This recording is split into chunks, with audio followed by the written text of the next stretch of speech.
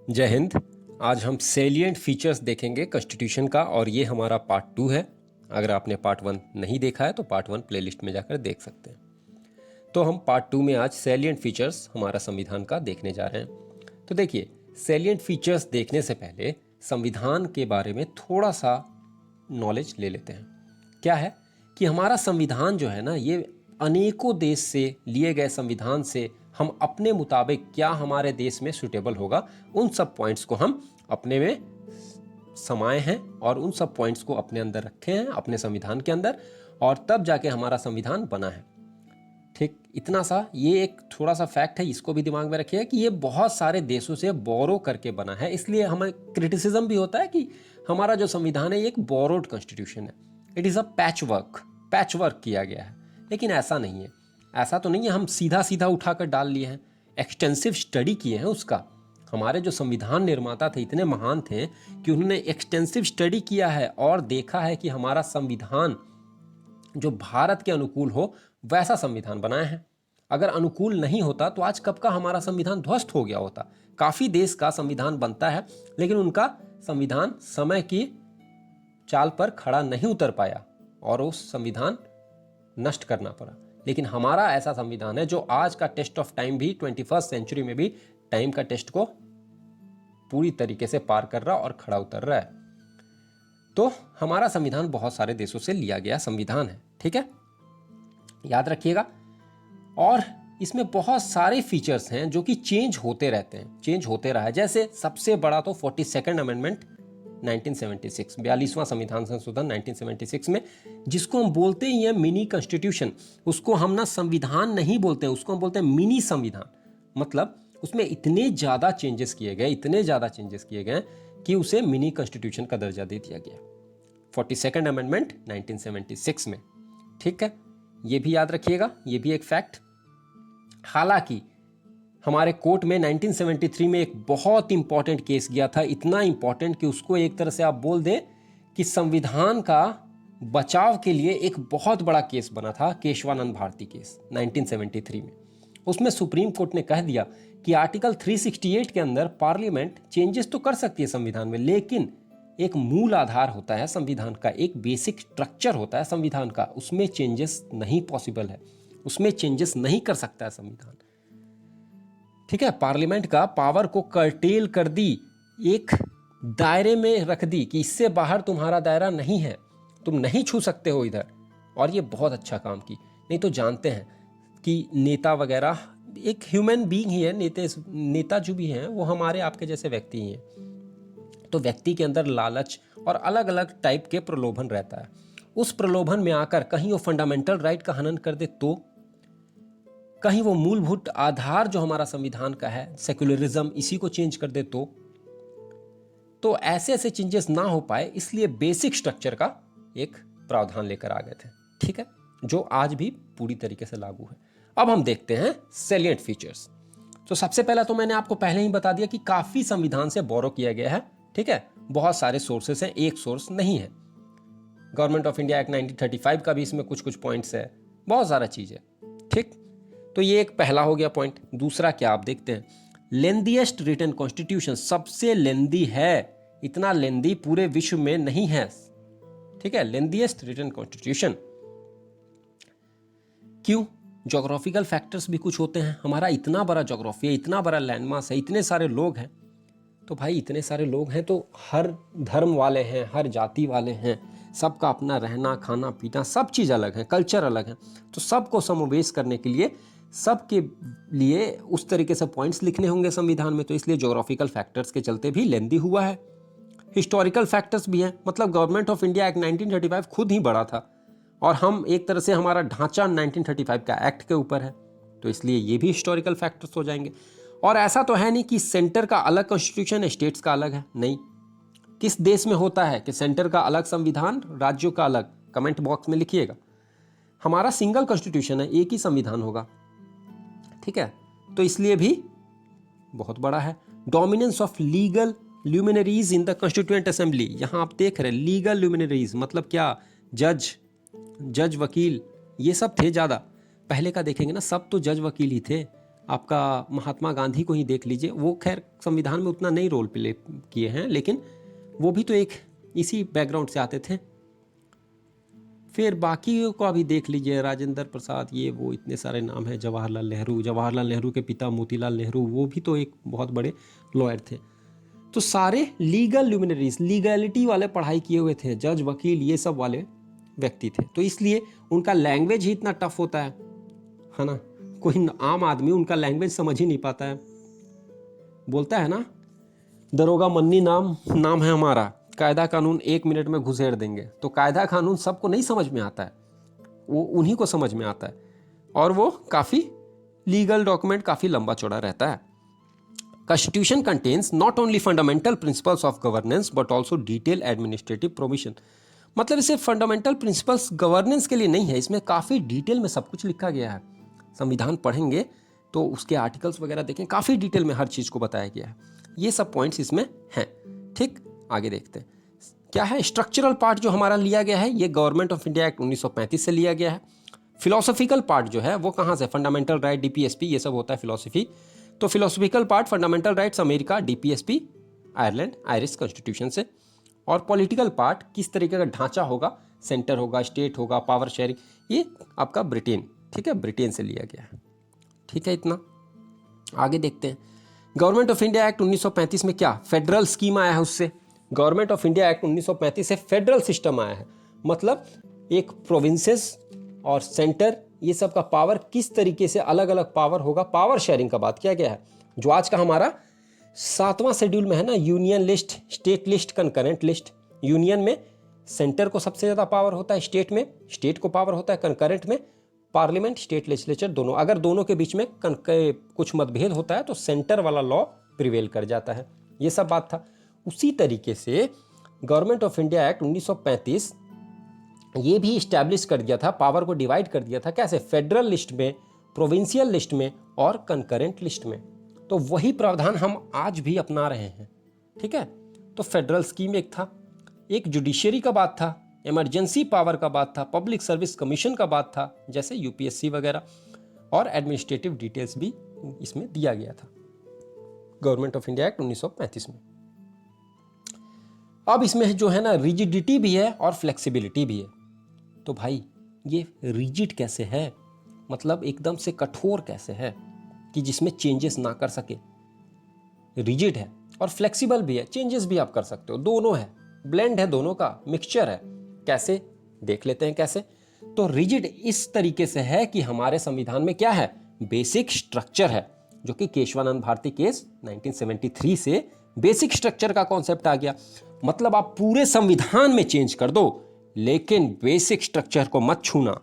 जब छुओगे तो मैं बचाने आ जाऊंगा। कौन आ जाएगा, कौन, शहंशाह नहीं, हमारा सुप्रीम कोर्ट, कोर्ट्स वगैरह उस पे उसको निरस्त कर देंगे, गैर संवैधानिक घोषित कर देंगे। तो ये हो जाता है आपका रिजिड।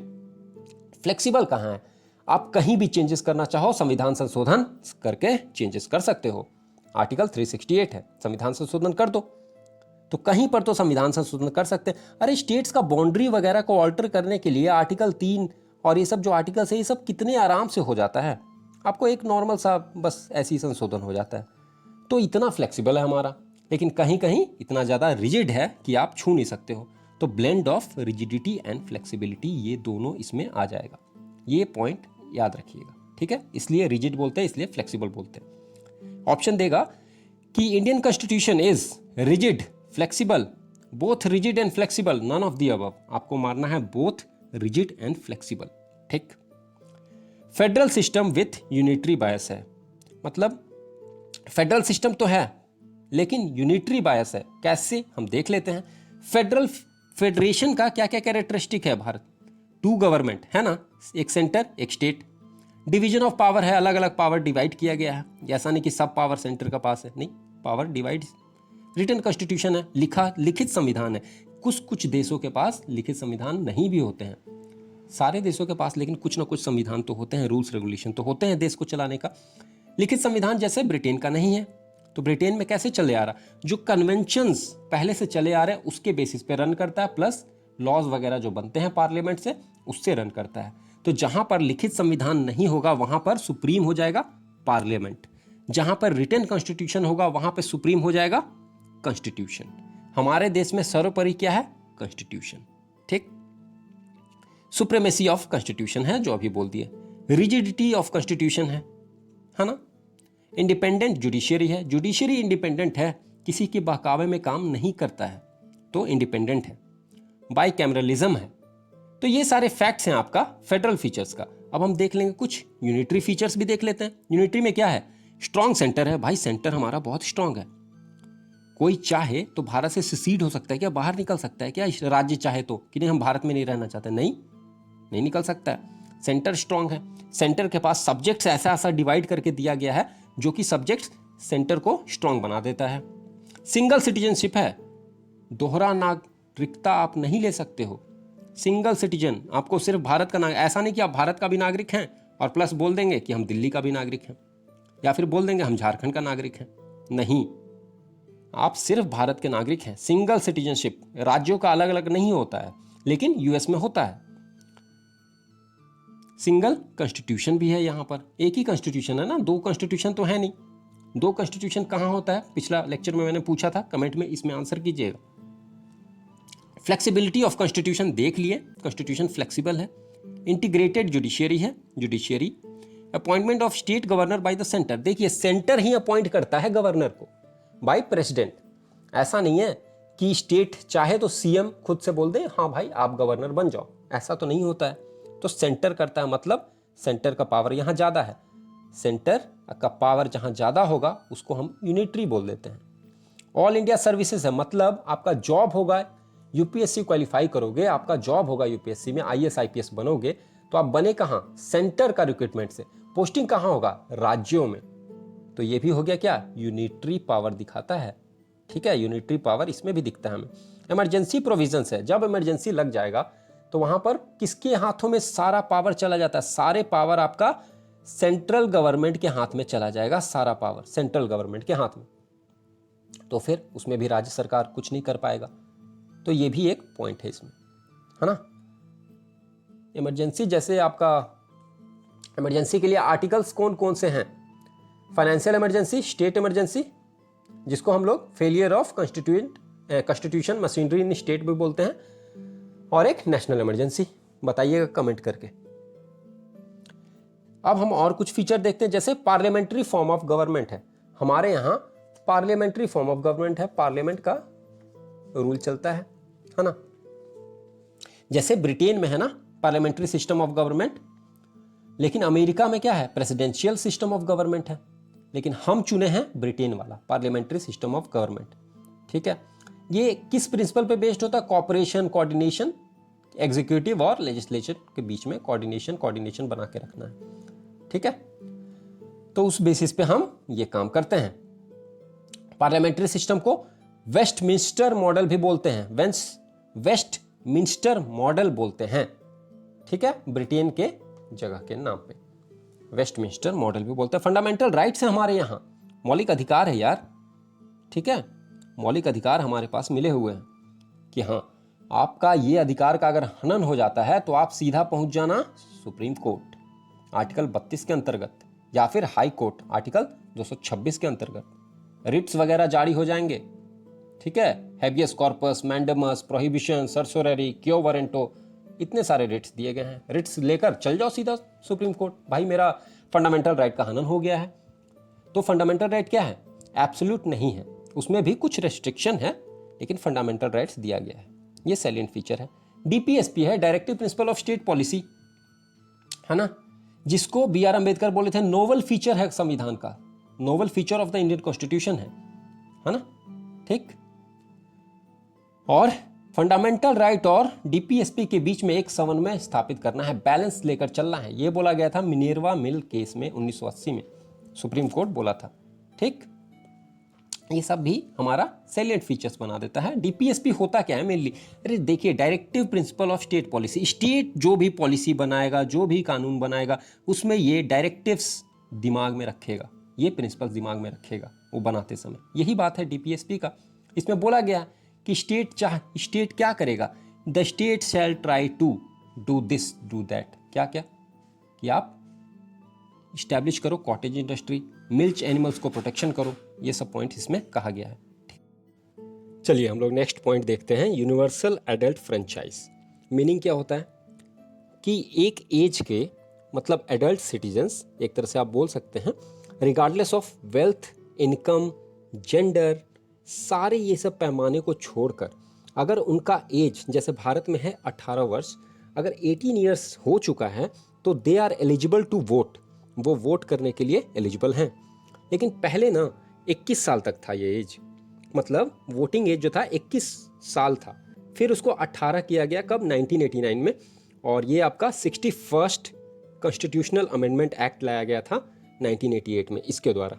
इंपॉर्टेंट क्वेश्चन है, नोट डाउन कीजिएगा, ठीक है। 18 वर्ष किया गया 21 वर्ष से घटाकर आयु वोटिंग एज का, कब से, 1988 का संविधान संशोधन हुआ था 61st उससे, और 1989 से लागू किया गया था। तो उस समय से 18 वर्ष के सभी लोग वोट कर सकते हैं, और वोट करना हमारा राइट भी है, वोट करना चाहिए, लीगल राइट है हमारा। तो ये एक यूनिवर्सल एडल्ट फ्रेंचाइज का कॉन्सेप्ट है। सिंगल सिटीजनशिप, भारत में अगर आप रह रहे हैं तो आप दोहरा नागरिकता नहीं ले सकते हैं, आपको एक ही नागरिकता लेना होगा, भारत का नागरिकता। अगर आप किसी दूसरे देश का नागरिकता ले लेते हैं, ग्रहण करते साथ आपका यहाँ का नागरिकता रद्द हो जाएगा। ये भी एक बहुत इंपॉर्टेंट पॉइंट है हमारा कॉन्स्टिट्यूशन का, हमारा सैलिएंट फीचर्स में सिंगल सिटीजनशिप होगा। यूएस में ऐसा नहीं है। यूएस का जैसे हम लोग एग्जांपल देखेंगे तो वहाँ पर ऐसा नहीं है। वहाँ पर जो सिटीजन है ना, वो स्टेट का भी एक अलग सिटीजन हो जाता है। जैसा फ्लोरिडा स्टेट, फ्लोरिडा का कोई नागरिक है तो उसका एक वहाँ का होगा सिटीजनशिप, एक पूरा यूएस का होगा सिटीजनशिप।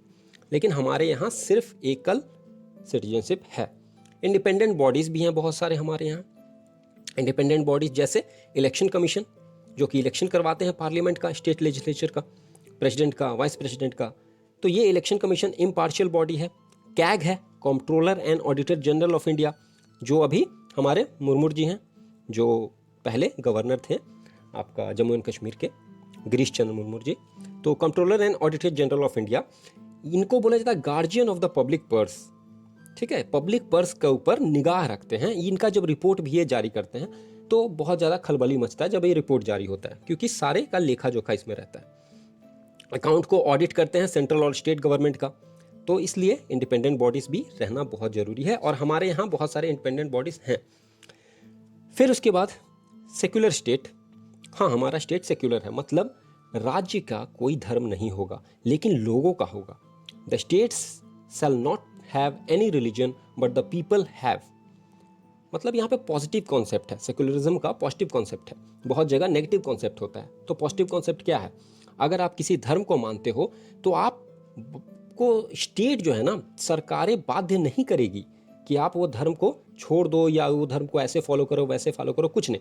आप अगर फॉलो कर रहे हो, अगर आपको उसमें कुछ मदद चाहिए, सरकार मदद करती है। जैसे मदरसा वगैरह एस्टेब्लिश करने में मदद करती है, हज यात्रियों को सब्सिडी देते हैं, अमरनाथ यात्रा, ये सब चीज़ सारा कुछ ऑर्गेनाइज करवाती है। तो यहाँ पे पॉजिटिव कॉन्सेप्ट है। नेगेटिव कॉन्सेप्ट में होता है मतलब स्टेट कुछ नहीं करेगा उसमें। और बहुत जगह क्या होता है कि स्टेट का अपना रिलीजन होता है कि हाँ, ये जो देश है इस रिलीजन पे बेस्ड है। बहुत सारे देश ऐसे आपको मिल जाएंगे रिलीजन पे बेस्ड। 3 टायर गवर्नमेंट होता है। पहले हमारे यहाँ 2 टायर था, मतलब सेंटर और स्टेट हुआ करता था। लेकिन 73वां 73rd और 74th संविधान संशोधन हुआ 1992, उससे 3rd टायर ऐड किया गया, तीसरा टायर ऐड किया गया, जो कि है लोकल लेवल का, ठीक है, लोकल लेवल का। 73rd से आपको पंचायत ऐड किया गया 73rd से, और 74th से म्यूनिसिपैलिटी ऐड किया गया। 73वां संविधान संशोधन 1992 से पंचायत ऐड किया गया। 74वां संविधान संशोधन 1992 से म्यूनिसिपैलिटीज़, जो कि अर्बन लोकल गवर्नमेंट का काम करती है, उनको ऐड किया गया, ठीक है। ये याद रखिएगा, एक पहले पंचायत पार्ट 9 और ये पार्ट 9A, ठीक। और नया शेड्यूल भी ऐड हो गया था, 12 शेड्यूल आपका म्यूनिसिपैलिटी के लिए, और उसके लिए 11वां शेड्यूल। तो ये हमारा सैलिएंट फीचर्स हमने देखा। बाकी हम इसके आगे का लेक्चर्स कंटिन्यू रखेंगे। लेक्चर्स अच्छा लगता है तो शेयर कीजिए। चलिए, थैंक यू।